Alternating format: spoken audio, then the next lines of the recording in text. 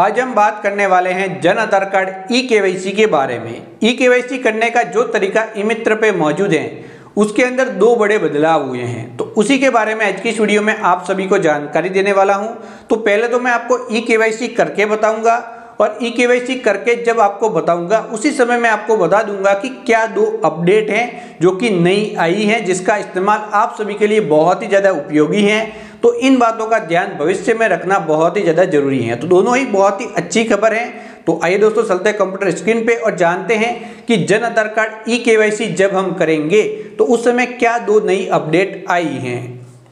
EMitra kiosk को सबसे पहले यहाँ पे जन आधार कार्ड पोर्टल पे आ जाना है, फैमिली ई-केवाईसी पे क्लिक करना है, जन आधार कार्ड या फिर जन आधार कार्ड रसीद संख्या डाल के खोजे, फिर ओके, फिर परिवार के एक सदस्य का सिलेक्शन करके ई-केवाईसी कर लेनी है। तो यहाँ पे जो बदलाव हुए हैं वो आपको आगे मिलेंगे। तो यहाँ पे क्लिक करके आप यहाँ पे इस प्रकार से वेरिफिकेशन कर लेंगे। जैसे ही वेरिफिकेशन सक्सेसफुली हो जाएगा तो वेरिफिकेशन सक्सेसफुली हो जाने के बाद आपको डायरेक्टली यहाँ पे OTP नंबर भेजे जा चुके हैं। अब OTP नंबर डालने हैं और OTP मान्य करे पे जस्ट आप क्लिक करेंगे।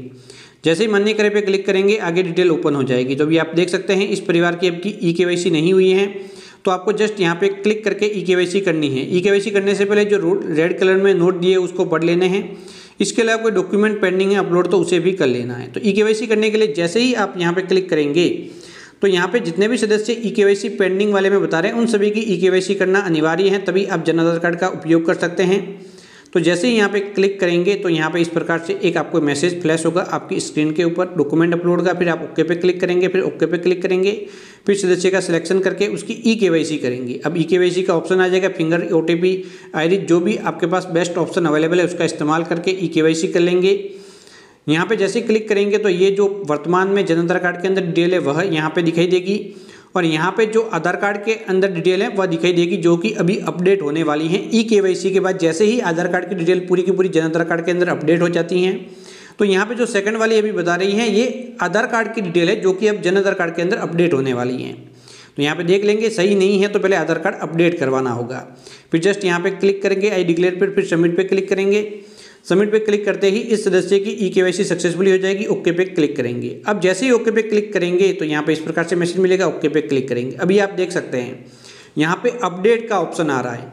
पहले यहाँ पे अपडेट का ऑप्शन नहीं आता था। जैसे ही आप सबमिट करते तो वो वेरिफिकेशन में चली जाती थी, फर्स्ट लेवल, सेकंड लेवल, और उसके बाद 21 से 30 दिन के बाद ई-केवाईसी कंप्लीट होती थी। लेकिन अब ऐसा नहीं है। पहला बदलाव यही किया गया है कि जैसे ही ई-केवाईसी करेंगे तो तुरंत अप्रूव हो जाती हैं ई-वेरिफिकेशन के द्वारा, और उसके बाद आपको जन आधार कार्ड कभी भी अपडेट करना होता है तो उसे आप कर सकते हैं और जन आधार कार्ड से जुड़ा हुआ कोई भी काम आप डायरेक्टली उसी समय कर सकते हैं ई-केवाईसी कंप्लीट होने के बाद। तो यही नया ऑप्शन आया है एक तो, और दूसरा ऑप्शन क्या है वो मैं आपको आगे बताऊंगा। तो मैं दूसरे सदस्य की एक बार ई-केवाईसी कंप्लीट कर लेता हूँ। तो यहाँ पे सभी सदस्यों की ई-केवाईसी करनी है तभी जन आधार कार्ड का उपयोग आप कर पाएंगे।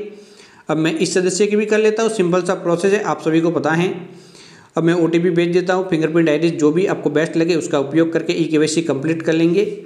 कंप्लीट होने के बाद दूसरा सदस्य भी यहाँ पे ई-केवाईसी कंप्लीट वाले सेक्शन के अंदर पहुँच जाएगा। तो यहाँ पे पहले डिटेल आएगी जिसकी जांच कर लेंगे कि डिटेल सही से प्रदर्शित हो रही है। तो ये जन आधार कार्ड की डिटेल है और ये दूसरी है जो आधार कार्ड की डिटेल है, यहाँ पर आ जाएगी। जाँच कर लेंगे सही होने की दिशा में, यहाँ पर क्लिक करेंगे, सबमिट पे क्लिक करेंगे। सबमिट पे क्लिक करते ही ई-केवाईसी सक्सेसफुली हो जाने का मैसेज आपकी स्क्रीन के ऊपर इस प्रकार से फ्लैश हो जाएगा। ओके बटन प्रेस करेंगे।